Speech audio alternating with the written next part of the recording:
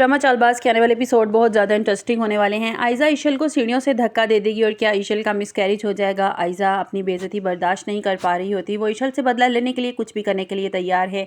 और जैसे ही आयज़ा को पता चलता है कि ईशल प्रेग्नेंट है, वो ये बात ठान लेती है कि ईशल के बच्चे को कभी इस दुनिया में नहीं आने दूंगी। वो सारा दिन भाग भाग कर जो घर के काम करती है ना, सबकी नज़रों में अच्छी बनने की कोशिश करती है।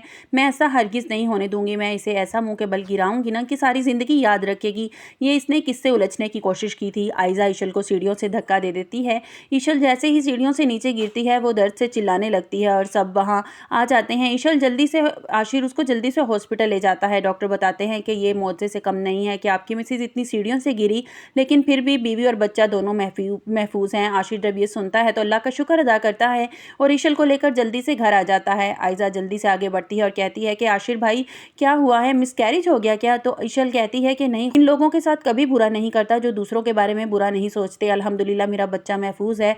आयज़ा जब ये सुनती है तो हैरान हो जाती है। आशिर के बाबा वहाँ आ जाते हैं और कहते हैं आखिर ईशल तुम्हें सीढ़ियों से गिरी कैसे? मुझे तो ऐसा ईशल कहती है कि मुझे तो ऐसा लगा जैसे मुझे किसी ने धक्का दिया है। आयज़ा फौरन घबराहट में कहती है कि ऐसा कैसे हो सकता है, कि तुम्हें कौन धक्का दे सकता है, मैंने तो ऐसा नहीं किया। सब हैरान होकर आयज़ा के मुंह की तरफ देखने लगते हैं। आशिर कहता है कि भाभी आपका नाम तो किसी ने नहीं लिया। आयज़ा कहती है कि मुझे पता है कि जब सब मुझ पर ही शक करेंगे, क्योंकि जब से मैंने ईशल को थप्पड़ मारा है तब से सारे घर वाले की नज़रों में मैं ही मुजरिम बन गई हूँ। ईशल कहती है कि भाभी आप कैसी बात कर रही हैं, आप पर कोई इल्ज़ाम नहीं लगा रहा। कुछ देर के बाद ईशल किचन में जाती है तो आयज़ा इसके पीछे आ जाती है। ईशल आयज़ा से कहती है कि मैं अच्छी तरह जानती हूँ कि सीढ़ियों से आपने ही मुझे धक्का दिया था। मैं जानती हूँ कि ये बात घर वालों को, अगर मैं ये बात घर वालों को बता देती ना तो सब घर वाले मेरी बात पर यकीन कर लेते। आयज़ा कहती है तो तुम खामोश क्यों नहीं रही, घर वालों को बता देती ना। तो ईशल कहती है मैं ऐसा हरगिज़ नहीं करूँगी, क्योंकि मैं आपके साथ अब कोई छोटे मोटे दाव नहीं खेलूंगी। आयज़ा मुस्कुराने लगती है और कहती है मैं देखती हूँ कि तुम बड़े दाव मेरे साथ किस तरह खेलती हो। तुम्हें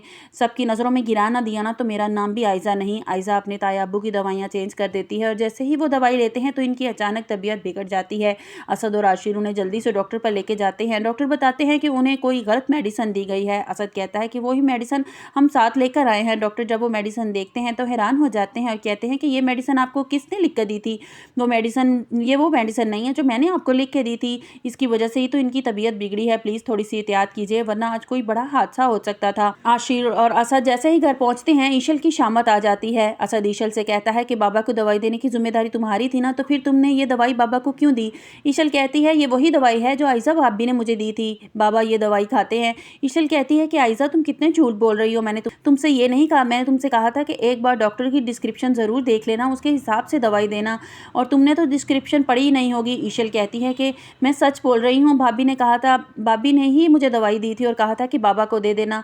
आयज़ा कहती है तुम हर बात में मुझे झुठलाने की कोशिश क्यों करती हो? मैं जानती हूँ कि मेरी हालत ऐसी है, लेकिन मैं इतनी भी ना समझ नहीं हूँ कि मैं हर बात भूल जाऊँ और तुम ये साबित करने की कोशिश कर रही हो कि मैं बातें भूलना शुरू हो गई हूँ। मुझे सबके सामने तुम नीचा दिखाना चाहती हो, क्या साबित करना चाहती हो कि मैं हर बात भूल रही हूँ? ईशल बड़ी नरमी से कहती है भाभी मैंने आपसे ऐसा कुछ नहीं कहा, मैं तो सिर्फ ये कह रही थी कि मैंने आपसे पूछा था और आपने ही मुझे बाबा के लिए ये दवाई दी थी। असद गुस्से में कहता है कि आज के बाद बाबा को दवाई मैं खुद दूंगा। आशिर अच्छी तरह आयज़ा की नेचर से वाकिफ हो चुका है। वो ईशल से कहता है कि ईशल आज के बाद तुम किचन में नहीं जाओगी, किचन का सारा काम अब अनाया की जिम्मेदारी है। जिस तरह आयज़ा भाभी रेस्ट कर रही है ना, इस तरह अब तुम भी रेस्ट करोगी और घर के किसी काम को हाथ नहीं लगाओगी। आशिर के बाबा कहते हैं आशिर बिल्कुल ठीक कह रहा है, तुम्हें भी अब रेस्ट की ज़रूरत है। अनाया मुस्कुरा कर कहती है ठीक है, मैं सारी जिम्मेदारियाँ संभालने के लिए तैयार हूँ। ईशल की माँ को जैसे ही पता चलता है कि वो ईशल से कहती हैं कि ईशल अब तुम्हें मैं उस घर में नहीं रहने दूंगी, मैं तुम्हारे साथ और ज़्यादती बर्दाश्त नहीं कर सकती। हमारा डिफेंस वाला घर खाली पड़ा है ना, तो तुम आशिर के साथ वहाँ शिफ्ट हो जाओ, तुम ऐसी हालत में वहाँ महफूज नहीं हो, मुझे हर वक्त तुम्हारी फिक्र लगी रहती है। लेकिन ईशल अपनी माँ को समझाती है कि माँ आपको परेशान होने की ज़रूरत नहीं है, मैं अपना ख्याल खुद रख सकती हूँ। आपको हमारी वीडियो कैसी लगी कमेंट्स बॉक्स में अपनी राय का इजहार कीजिएगा और लाइक और सब्सक्राइब कीजिएगा।